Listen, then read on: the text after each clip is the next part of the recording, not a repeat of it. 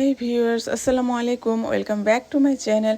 আশা করছি আল্লাহর অশেষ রহমতে সবাই অনেক ভালো আছেন। আলহামদুলিল্লাহ, আমরাও ভালো আছি। তো আজকে একটি ছোট্ট ভিডিও নিয়ে আবার আপনাদের সামনে হাজির হয়ে গেলাম। আজকে যাব আমি একটু ডক্টরের কাছে, আর এই ছোট্ট ব্লগটি আজকে আপনাদের সাথে শেয়ার করব।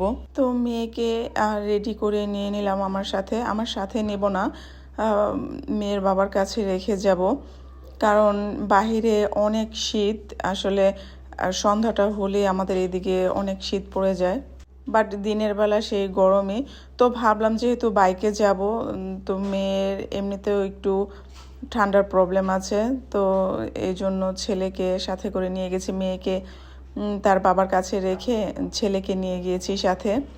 এই তো কথা বলতে বলতে আমরা অলমোস্ট ডক্টরের কাছে এসে পড়েছি। বাচ্চার বাবা বাইকে পাঠিয়ে ভালোই করেছে। যদি উনি নিয়ে আসতো তাহলে হয়তো রাত্র 8টা বাজেও এসে পৌঁছাতাম না, রাস্তাঘাটের যে অবস্থা। তো এই যে physiotherapy eye care Faraji dental, doctor Luna miss, ওনাকে দেখিয়েছি। আপু খুবই ফ্রেন্ডলি। আমার সবগুলো প্রবলেম অ্যাট ফার্স্ট শুনেছে, তারপর আমার চোখে কিছু পরীক্ষা নিরীক্ষা করলো। দেন আমার চোখের জন্য উনি 2টো ড্রপ দিয়েছে আর চশমা নিতে বলেছে। তো এইখানে সব আপুদের জন্য, ভাইদের জন্য আমার একটা ছোট্ট মেসেজ, যে আপনারা আসলে চোখে এত প্রেশার দিবেন না, বা বাহিরে বের হলে সানগ্লাস বা চশমা ইউজ করবেন। বাহিরের ধুলাবালি থেকেও চোখে অনেক প্রবলেম হয়। আর যতটা সম্ভব মোবাইলটা একটু কম দেখার চেষ্টা করবেন। আমি আসলে রিসেন্টলি মোবাইলটা একটু বেশি ঘাটাঘাটি করছিলাম। অ্যাকচুয়ালি এই ইউটিউব সহ আমার আরও 2টা আইডি আছে, ওগুলোতে ভিডিও এডিট করতে হয়, তারপর আপলোড করতে হয়। চোখের ওপরে আসলে একটু বেশি প্রেশার পড়ে গিয়েছিল। তাই আপনারা আসলে এই জিনিসগুলো একটু মেনটেন করবেন। মেনটেন করলে হবে কি, মানে ভবিষ্যতে ক্ষতির হাত থেকে রক্ষা পাবে চোখ।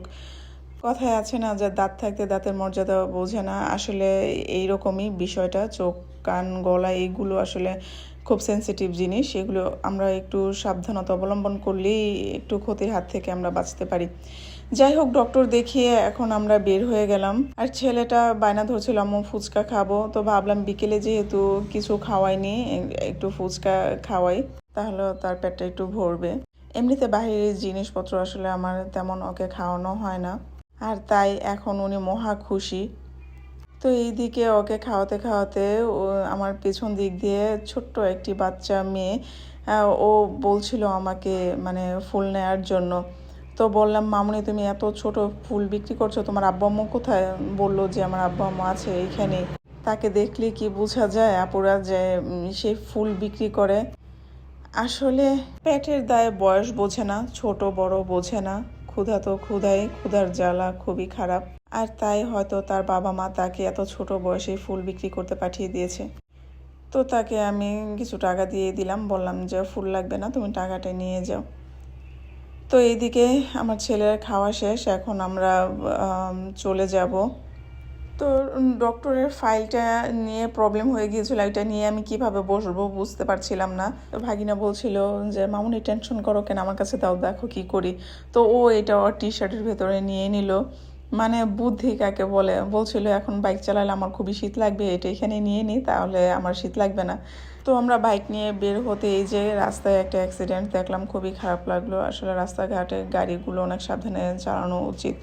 তো এই তো আমি আমাদের এলাকার প্রায় কাছাকাছি চলে এসেছি। এত রাতের বেলা দেখেন কত মানুষ আসলে এখানে। এই যে সামনে যে রেস্টুরেন্ট, এখানে আপুরা ভাইয়ারা আসছে, তাদের ফ্যামিলি নিয়ে আসছে। আসলে অনেক আপুরা ভাইরা জব করে, যার কারণে তারা বের হতে পারে না, রাতের বেলা একটু সময় পায়, আর তাই তারা তাদের ফ্যামিলিকে টাইম দেওয়ার জন্য, একটু সুন্দর টাইম স্পেন্ড করার জন্য আসলে বাহিরে আসে। আজকের ভিডিওটা এই পর্যন্তই। সবাই অনেক ভালো থাকবেন। Thank you for watching. আসসালামু আলাইকুম।